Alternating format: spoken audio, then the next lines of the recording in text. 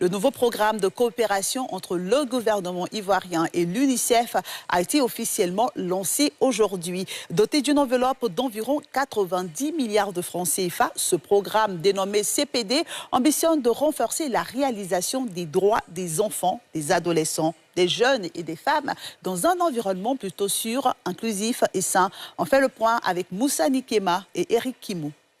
Après les résultats obtenus du CPD 2021-2025, le programme de coopération entre le gouvernement ivoirien et l'UNICEF place au CPD 2026-2030.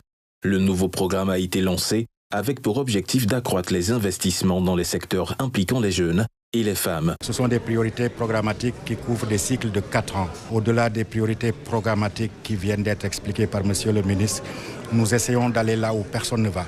En complément aux efforts de l'État, on a cette politique-là qu'on appelle la politique du dernier kilomètre. Essayer de faire en sorte que des services sociaux dans le domaine de l'eau, de l'hygiène, de l'assainissement, de l'éducation, de la santé puissent être disponibles dans les localités les plus reculées du pays. Lorsqu'on dit par exemple que presque 5000 bébés ont été sauvés, bébés prématurés ont été sauvés de la mort, d'une mort certaine, pour nous c'est quelque chose qui compte parce que chaque vie humaine est une vie qui compte.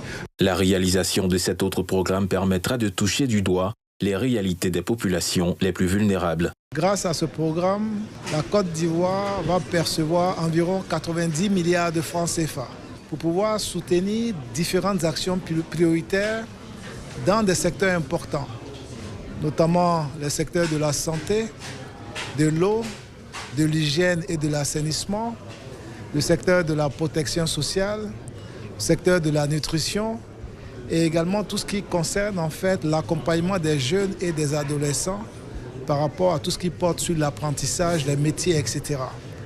Donc c'est un soutien important du système des Nations Unies qui nous permettra en fait de renforcer nos performances en termes d'indicateurs liés au capital humain.